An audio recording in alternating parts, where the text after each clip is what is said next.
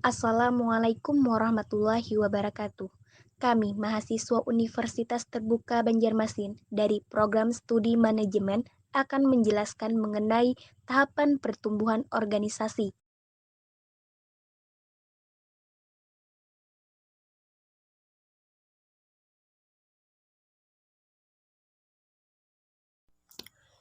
Proses pertumbuhan organisasi harus menghadapi berbagai jenis hambatan.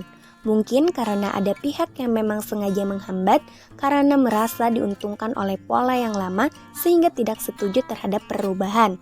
Atau karena anggota organisasi masih bodoh, masih terbiasa dengan cara-cara lama, sehingga belum mampu mengelola organisasi yang berubah itu dengan baik. Akibatnya, proses pertumbuhan organisasi umumnya harus melalui beberapa kondisi kritis yang harus dapat dilewati dengan baik agar pertumbuhan organisasi berjalan lancar. Salah satu model pertumbuhan organisasi diperkenalkan oleh Greiner. Greiner mempelajari pertumbuhan organisasi untuk mengetahui titik-titik kritis yang harus dilalui dalam pertumbuhan tersebut. Urutan tahapan pertumbuhan dan titik-titik kritis yang dilalui dalam pertumbuhan organisasi yaitu: tahapan pertama, pertumbuhan melalui kreativitas. Pada tahapan ini, organisasi baru saja berdiri. Perhatian terutama dipusatkan untuk menciptakan suatu produk tertentu yang dianggap sesuai bagi organisasi, dan juga kemampuan bertahan dalam menghadapi persaingan. Yang dibutuhkan pada tahapan ini adalah kemampuan membuat dan menjual. Tahapan ini dinamakan pertumbuhan melalui kreativitas karena sangat erat hubungannya dengan kreativitas pendiri organisasi. Organisasi biasanya bersifat tidak formal dan juga tidak birokratis.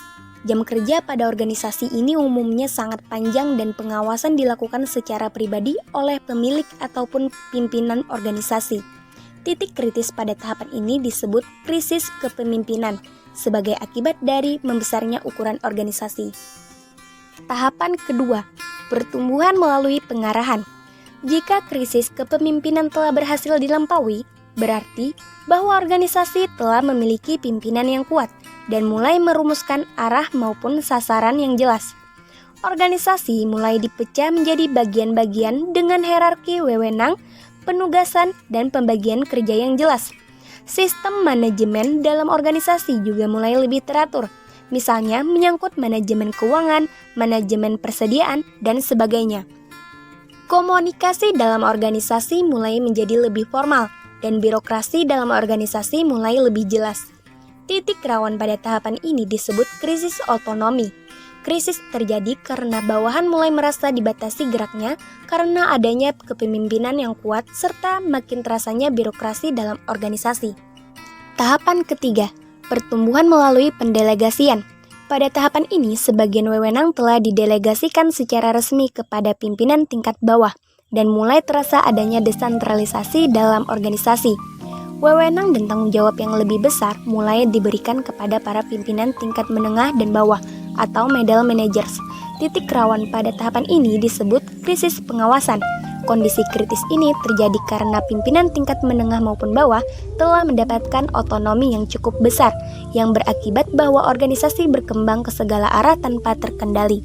Tahapan keempat, pertumbuhan melalui koordinasi.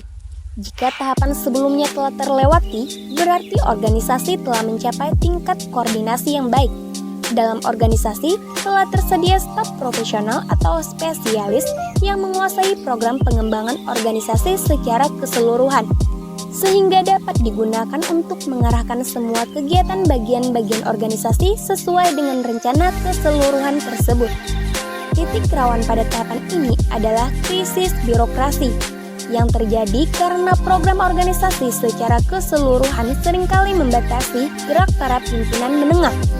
Organisasi menjadi terlalu besar sehingga menjadi birokratis, dan pengaruh pimpinan puncak serta stafnya terlalu kuat dan dijalankan dengan warna impersonal sehingga organisasi menjadi kaku dan menghambat gerak para pimpinan menengah. Tahapan kelima, pertumbuhan melalui kerjasama atau kolaborasi. Suasana baru akan tumbuh dalam organisasi yang telah berhasil melewati krisis birokrasi, yaitu munculnya semangat kerjasama atau kolaborasi. Pada tahapan ini, seluruh karyawan telah menyadari bahwa birokrasi memang diperlukan agar organisasi menjadi teratur. Tetapi juga dipahami bahwa birokrasi yang berlebihan juga akan sangat menghambat kegiatan. Oleh karena itu, para karyawan menjadi terlatih dan juga terbiasa menghadapi serta menyelesaikan permasalahan tanpa terhambat oleh birokrasi dan mencoba menyelesaikan perbedaan pendapat dengan cara yang tidak formal.